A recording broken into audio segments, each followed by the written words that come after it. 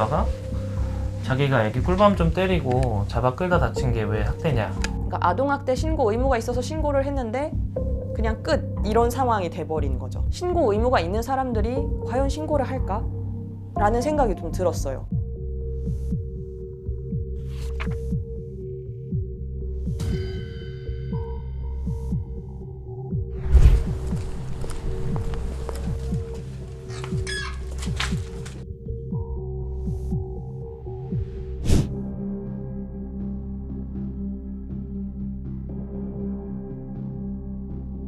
아이 왼쪽 눈 옆에 딱 이쪽이 정말 계란만하게 크게 부어 있었고요.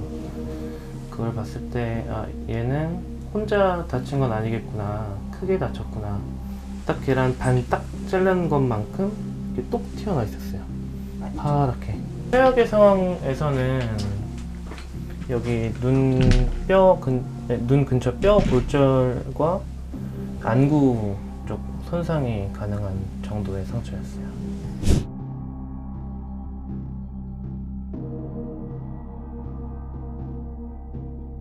근데 애기 아빠는 혼자 놀다 넘어졌다, 그래서 뭐 벽에 부딪혔다, 이렇게 답변을 한 상태고, 그거 외에는 그냥 육안으로 봤을 때는 특별히 다른 데 다쳐 보이는 데는 없었는데, 긴 옷을 입고 있어가지고 제가 다 벗겨보진 못했거든요. 근데 워낙 아이 상태가 위중해서 얼른 큰 병원 진료 받는 게 우선이라고 생각을 했고, 엄마가 아빠 없는 상태에서 얘기하신 거는 아빠가 아기를 던졌다, 그래서 왔다. 그래서 이제 입구 직원이 왜 아이를 던졌어요? 라고 물어보니까 잘 모르겠다, 아빠가 화났던 것 같다 라고 얘기를 하셨어요.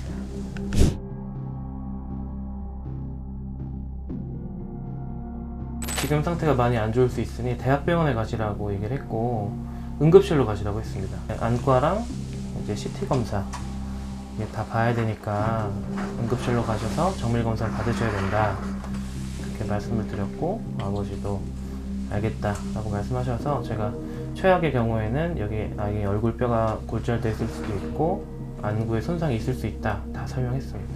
큰 병원 데려가신다고 했는데 왜 안 데려갔냐 물어봤어요. 그랬더니 큰 병원은 안 가도 여기 근처 병원에서 엑스레이 찍었다 라고는 본인이 얘기를 했고요. 애기 아빠가 자기가 애기 꿀밤 좀 때리고 잡아 끌다 다친 게 왜 학대냐 라고 자기가 시인을 했는데, 그 얘기를 경찰에까지 제가 전달을 했거든요. 근데 또 뭐 조사 보고서나 이런 데 보면 하나도 안 나와 있더라고요.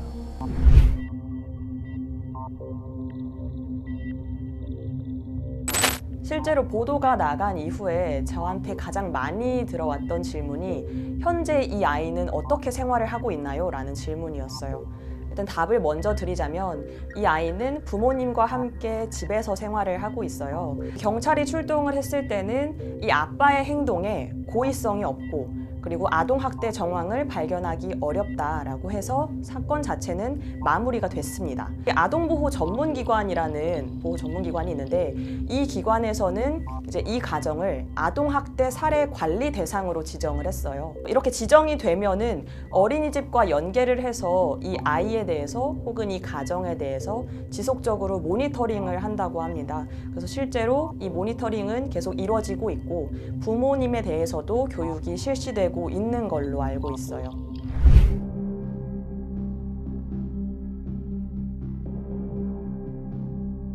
사실 그때 경찰 신고만 한 게 아니고 유관기관에 좀 전화를 했거든요. 뭐 여기 순창군의 아동복지과라든지 아니면 그 다문화센터, 엄마가 일본인이니까 다문화센터에도 전화해서 이걸 도와주실 방법이 없냐 물어봤는데, 거기서도 도와줄 방법은 없고 내가 경찰 신고하는 것밖에 없다라고 얘기를 했었어요. 경찰에서는 사건 진행 상황에 대해서 연락받은 건 없고, 전혀 뭐 사건 진행 사항이나 이런 것들에 대해서 공유받으신 건 없고요. 네, 전혀 공유해받지 못했어요.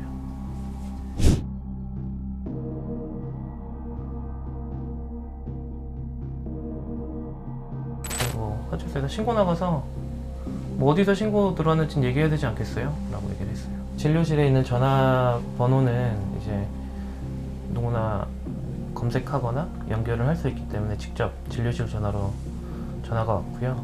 그 다음에 계속 전화 와서 자기가 왜 가해자냐, 자기가 애기 꿀밤 좀 때리고 끌었다고 이게 왜 아동학대냐, 네가 뭔데 신고를 하냐, 화를 많이 내고 좀 욕설도 하셨고 이렇게 전화가 왔습니다. 근데 그게 또 한 번 전화하고 끊고 다음에 또 분해 못 이겨서 다시 전화하시고 이렇게 한 2시간 동안 5번 정도 반복이 됐어요. 2시간 다 정도요? 네.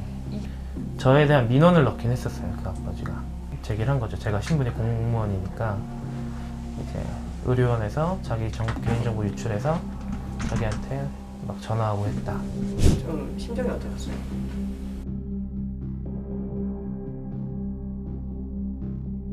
오히려 저를 어떻게 보면 위협을 한 거니까 되게 무섭고 당황스러웠어요. 어떻게 처리해야 될지를 사실 모르겠고 다짜고짜 화를 내시고 하니까 되게 겁이 났고 심장도 되게 두근거리고, 네가 뭔데 신고하고 그러냐, 내가 왜 나쁜 사람이냐는. 그런 것들 하면서 약간 협박식으로. 네. 그리고 제가 퇴근하고 나서 만약에 그 사람이 맘먹고, 여기 동네가 좁으니까 뒤쫓아오거나 하면 저는 위협을 느끼잖아요. 근데 그런 거에 대한 보호도 전혀 없었고요.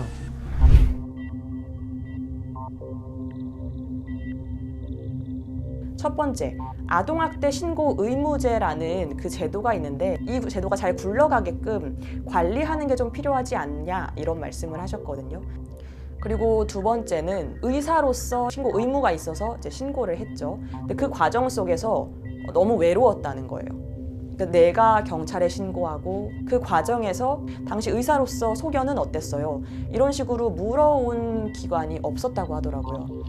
그래서 그런 모든 과정에서 좀 외로웠고, 그리고 한 가지는 지금 이분은 이 아이가 대체 어떻게 생활을 하고 있는 건지, 경찰 혹은 아보전에선 어떤 관리를 받고 있는 건지 등등이 좀 궁금했는데 이런 것들을 전혀 공유받지 못했대요. 이런 과정이 없다면 신고 의무가 있는 사람들이 과연 신고를 할까?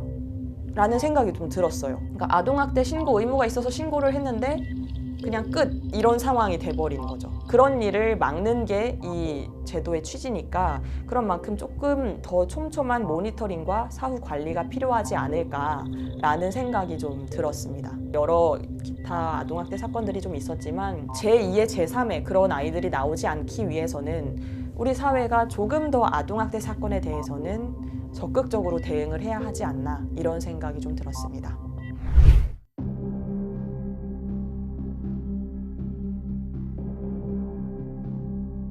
이렇게 신고자가 어려움을 토로하는데 좀 도와줘야 되지 않나 라고 생각을 했는데 되게 억울하고 되게 외로웠어요.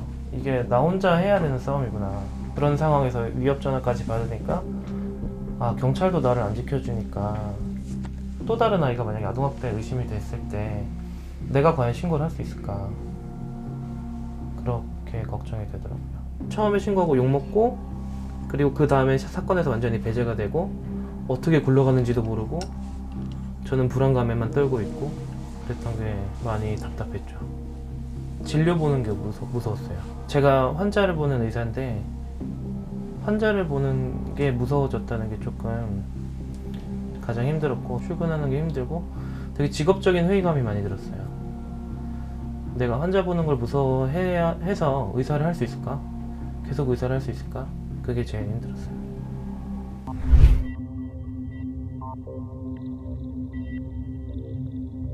이분은 지금 전북 순창에서 그대로 계속 의사로 계십니다. 그래서 계속 환자들을 만나면서 진찰을 하시고 진료를 하고 계시고요.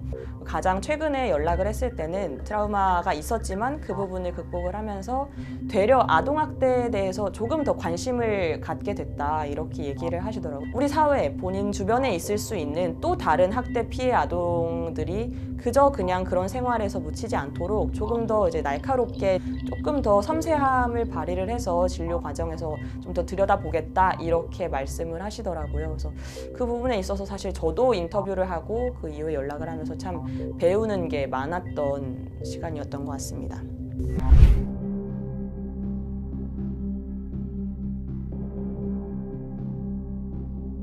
그래서 정말 여기가 그동안 아팠던 상처는 없는지 좀 봐주고 싶고, 그다음에 제가 그래도 몇 년은 여기 있을 거니까 힘든 거 있으면은 이렇게 편하게 오거나 엄마한테라도 얘기를 했으면 좋겠다. 형님이 봐줄게. 이런 얘기 해주고 싶어요.